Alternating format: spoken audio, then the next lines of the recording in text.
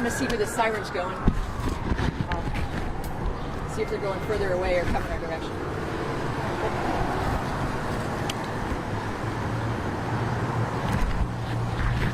Okay, hello everybody. My name is Jean Peters Baker, the prosecutor in Jackson County. Thanks for joining me out here at 18th and Vine. I wish it were under circumstances that were a little different, but I have some special guests with me. Of course, I did invite our chief of police, who's out of town today, and our mayor, who's also busy in session. So I'm here alone, which is unusual, so I'm really grateful that the family were able to come and join me today. I'm going to say a little bit so you know what kind of charges that we're leveling today, and then and then you can speak with family as well, and I'll answer as many questions as I can for you. All right, as you know, there was a really horrible homicide that happened just down the block here, and this is one of our prized locations of Kansas City. It's a location that we want to continue to take care of and show our love for this area because. This is a historic part of Kansas City and one that we want everybody in this city to appreciate. So what I can offer you today is a measure of justice. And measures of justice often come through courtrooms. And so that's what we hope to happen. I hope that happens for this family today, that we're going to see the inside of a courtroom soon. And we're going to carry justice on behalf of this family who lost just a wonderful brother, a wonderful son, but also a really great dad. So I'm not going to steal her thunder because she spoke so eloquently earlier about her son. I'd rather that she do that rather than me. But today we are charging Jerron Anderson with murder in the first degree and armed criminal action for a murder that occurred on April the 25th of 2021. This was a shooting that occurred taking the life of Gary Taylor. Gary, as you know, was a really strong community member. He was in this area, I think, having a nice night with his friends as well, as we expect people to be able to do in this city. And I will tell you that I could not be standing here with charges, even though I'm standing here without law enforcement behind me. I want to give some praise to the law enforcement that personally worked this case.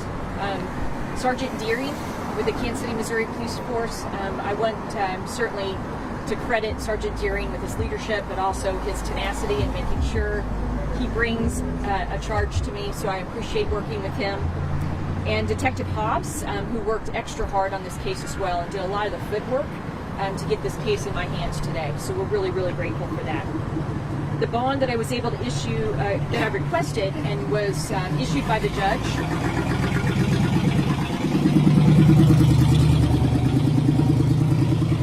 the bond is $250,000 cash only, and so with that, I really want to let this family speak about who they lost, what they lost, and help us lift them up and find a way to help them carry on. So I want to introduce Mom to you. This is Latrice Taylor. Latrice Taylor Carroll. I'm one of those too, so I get you. And then we'll introduce some others. All right. And would you like to make some comments to the press about your son?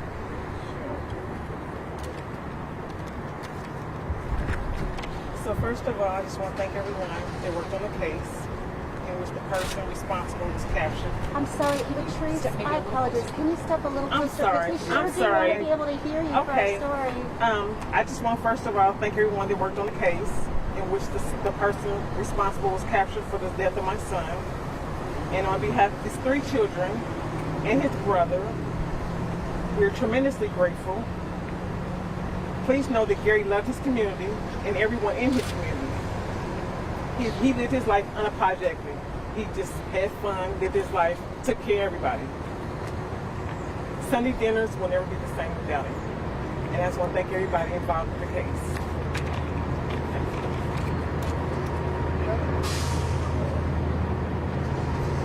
Okay. Latrice, and if you're the only one speaking, and I'm sorry, everybody spells their name differently. Can you help us make sure we don't misspell your name? Latrice. Okay. And that's Carol because I'm married him. Right, so is that C-A-R-O-L or? C-A-R-R-O-L-L. Two R's, Two two R's, two L's. L's. All right, Right. thank you very much. Okay, so we have some events coming up, right in this area in the next month that I think, I'd like to encourage people to join us, to come back to this area and celebrate this rich part of Kansas City. And I did want to say one thing. Go ahead. Gary actually was doing security down here that night. So he wasn't just Having fun. Right. He was down here actually doing security. So And he loved 18th and Vine. He loved being here. He loved speaking with everybody. Like, Gary was a fixture here because he loved it here. He loved the people. He loved the atmosphere. And he wanted to be a part of it. And if you look around, you'll see signs of him everywhere because he was a part of it. Everybody knew him. That's why this case, I think, was solved so easy because everybody came together to try and help solve it. Witness statements, everybody wanted to. I can't tell you how much support we got and phone calls for people wanting to help us because they loved him like we did. And so I want to say thank you to everybody who helped because it was a team. It was a team effort. It wasn't one person. Are you Gary's stepfather? Yes. Okay, and what is your name, sir? My name's Scott. Scott Carroll? Yep. Okay, thank you. And you may want to talk about, you were just saying how he was working security, and it strikes me that here he is trying to make this entertainment district safe, and in the process of doing that, he became unsafe, and this happened. Can you speak to that a little bit? it's very interesting because that Sunday, Gary was at our house having Sunday dinner. We were having Sunday dinner, and he was like, 118 Devine. I said, well, you be careful. I said, because too many of us are losing our lives on 18 Devine. And he's like, oh, Mom won't be okay. Don't worry about me, And I go, I trust you, let's be careful. And I mean, like Scott said, he just loved 18 Devine. He just loved the community, and he just loved helping. He loved helping our young people. He just really did, And he had a passion for just the right thing, doing the right thing. He was a loving guy. He just was. And he was, from what I understand too, at least from his work, I'm sorry to get in trouble here. At least for his work, I understand that he was this positive motivational force as a trainer, He wasn't just whipping people into shape by cracking the whip, that he was so positive and kind of a mentor. Can you talk a little bit about that? I can't because as his mother, I told him he could never train me because he can't tell me what to do. So I would never let him train me. But just from people that I've seen him train and the results, he was a very positive role model. He really was. And he just encouraged you. He wrote diet plans for people, food plans. He did meal prep for people. So he was a very, very positive person. So how do you too many people have been through what you've been through. I haven't been through. How do you go on? That one there and my husband. I mean, time just passes. It doesn't get better for you. You just kind of. There are little You things just that keep going. little things just remind you, little songs remind you, things just remind you. I mean, like today, somebody sent me a picture of me and my youngest son at a wedding with Gary, and that was like 4 or 5 years ago, and I just broke down because I'm just like, oh my God, he's gone, so it takes time. But knowing someone's charged, does that take any of the sting away? It does.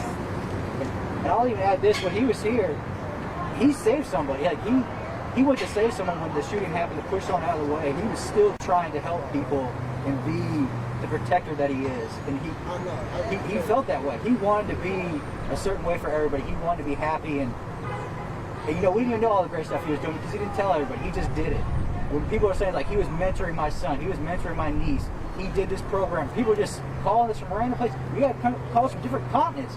A person from Africa was telling us like he was sending us book bags, and it's like he just didn't talk about it. I mean, he just did it. And I mean, that's what you love about the guy. He didn't brag about that kind of stuff. He lived his life and tried to help as many people as possible and take care of the people around him. And we were fortunate enough to be there for the short time he was here. All right. Oh yeah, come please. So I'm Gary's little brother. I think Alexander Taylor, ALEXANDER. I think one thing that my brother would want is for everybody that he touched, everybody that was in his vicinity, everybody that knew him, to continue to do the positive things that he talked to you about, whether that be in the community, whether that be in your business, whether it be in your family. Continue to do the positive things that you're supposed to be doing. He wouldn't want anything more than for you to continue.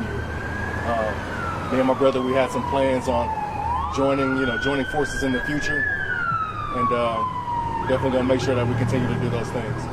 So just one thing about my brother, I want everybody to know is that whatever he talked to you about doing, whatever it is that he motivated you to do or helped motivate you to do or inspired you to do, anything like that, continue to do that day by day. Marathon continues. All right, hey, thanks for coming out, everybody. I did want to tell you there's some great events that's coming up right here, over the next month. First Fridays is June the 4th. There's a cultural parade. Sorry, we don't want that moment happening. So Marilyn Monroe moment. There's a cultural parade Saturday, June the 12th, that will be here. And of course, Juneteenth, Heritage Festival on Saturday, June 19th. So really hope that you guys will promote this area as for what it is. It's a beautiful gem of this city. Can I ask one question? Because it may be something I missed when I read the probable cause affidavit. Why?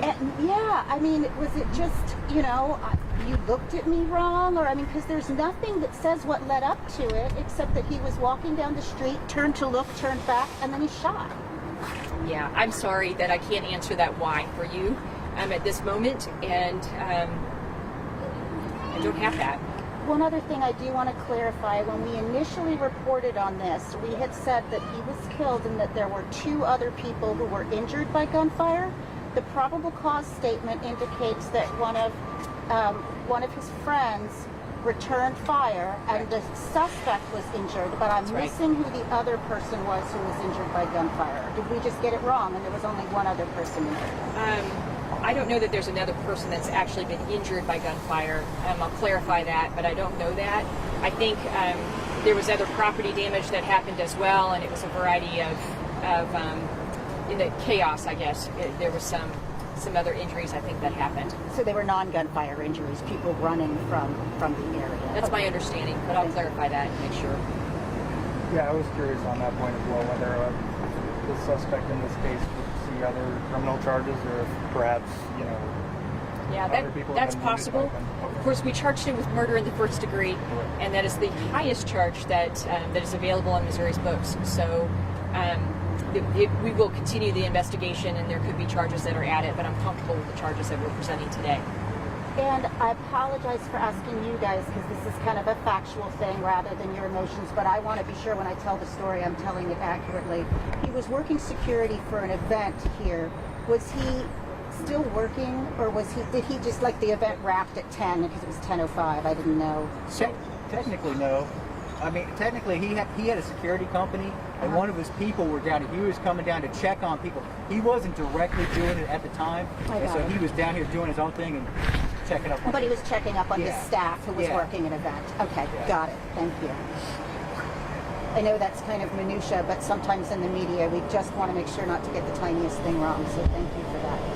Right. Thank you all for coming. We appreciate it. Thank you. Thank you.